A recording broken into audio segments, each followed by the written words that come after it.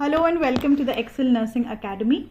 So students, today we are going to discuss the memory-based question and answer of the exam that you have recently given, Norcet 7 2024. In fact, the exam that you have given today, and we are discussing the question and answers. So we have tried to combine all the question and answer that we got. So the first question is ECG lead placement of V1. So fairly the responses that I've got from the students is the paper was moderate to hard. So there were many easy questions also and there were hard questions also. So this fairly lies in the easy range, that ECG lead placement of V1. So as we know, the lead placement V1 is placed at the fourth intercostal space to the right of the sternum. Then identify the image. It was an image based question and this image was asked to identify. As we know, this is a Leopold maneuvers image and this is a third maneuver of the Leopold, that is your Paulik grip. Then the third image based question was identify the image, and this is, we know this is a keel and forceps, which is a specialized obstetric device that is used to grasp, mobilize and pull the baby's head during the complicated vaginal delivery. So it is used in the vaginal deliveries and the vaginal birth. Keel and forceps, another image based question. Then another question was, if during intubation nurse apply pressure in the cricoid cartilage, what is the reason or what is the use for this? So the answer was to prevent GI regurgitation. This maneuver is called as Sellick's maneuver or cricoid pressure.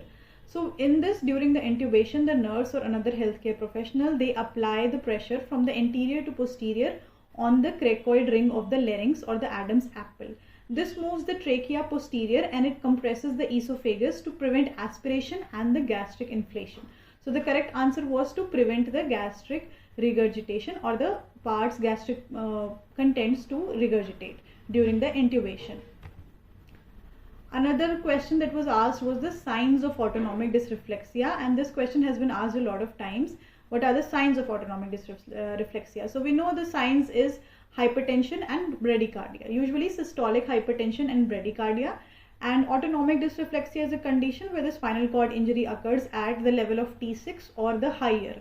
And this is triggered by the sustained noxious stimuli or stimuli like restrictive clothing, a full bladder, all of that stimuli which can trigger. We will not dive into the theory as this is just to see the correct answers of the question that were asked in the Norcet. Then another question was central line port. What are the central line ports? What are their uses? So the ports, as we know, are proximal, medial, distal. We have three ports, and the proximal is usually for the blood sampling and the medications and the blood administration. Medial is reserved for TPN, while the distal is used for CVP monitoring and very thick fluids like colloids and high viscous fluids administrations. Another question was ischial spine -1 score indicate. So it was asked the ischial spine -1 score, whether it is above the level of ischial spine, whether it is below the level of ischial spine. So we see in the image that I have given as a reference that the ischial spine -1 is above the level of ischial spine, and as the head descends further, it will go into the +1, +2 and +3 ischial spine ranges.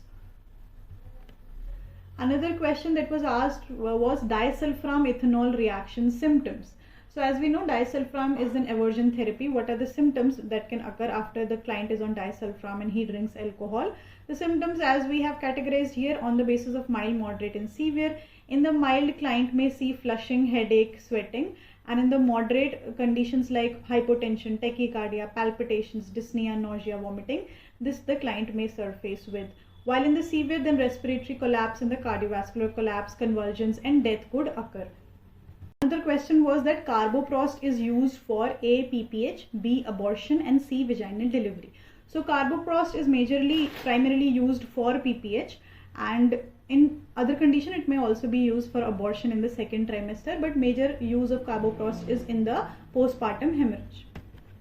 Next question was asked that full form of HAART, that is highly active antiretroviral therapy, heart. Then if the tracheostomy tube is partially dislodged, what will be the nursing action in this? We have not yet got the clear options that were given in the exam, but the ones that we have came up with is providing O2 via mask, informing the healthcare personnel, healthcare providers and providing oxygen mask, and then reinserting the tube. So because this is a partial dislodgement, we will reinsert the tube and then further inform the HCP in providing the oxygen. Another question was Poshak Mas is celebrated on which month? So in order to ensure the community mobilization and bolster the people's participation, every year the month of September is celebrated as the Poshan Mas across the country. So the answer was the September. Then in neonatal resuscitation, how many trained professionals are needed?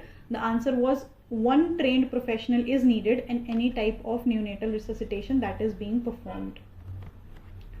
Another question was in India, how many in the Paralympics, how many gold medals India won? So India achieved their most successful performance in the Paralympic history at this Paris 2024 games, and the total they acquired about 29 medals, in which 7 were gold. So the answer was 7 gold medal, and then upcoming 9 silver and 13 bronze was acquired by the India. Then another question was pentaplegia and pentaparesis. What does it stand for? So usually this is seen in the cerebral palsy, that pentaplegia is defined as a cervical spinal cord injury above the level of C4, which result in complete paralysis of upper and lower extremities in addition to the respiratory muscle paralysis. So the answer was quadriplegia plus the respiratory paralysis. Answer was quadriplegia with respiratory paralysis. So thank you. I hope everyone who has given the exams, they have given their best and they will go to the mains of the Norcet. I hope everyone has done well. I hope you have found the correct answer of the question by this video, and we have tried to incorporate all the questions that we have got from our students. But if you have more questions, if you remember more questions, then we can make a part 2 video, and you have to mail us all the questions that you have in your mind so that we can tell you the correct answers. Till then, keep preparing for the Norcet mains exam, and then like, share, subscribe, and do hit the bell icon to get such more videos from us.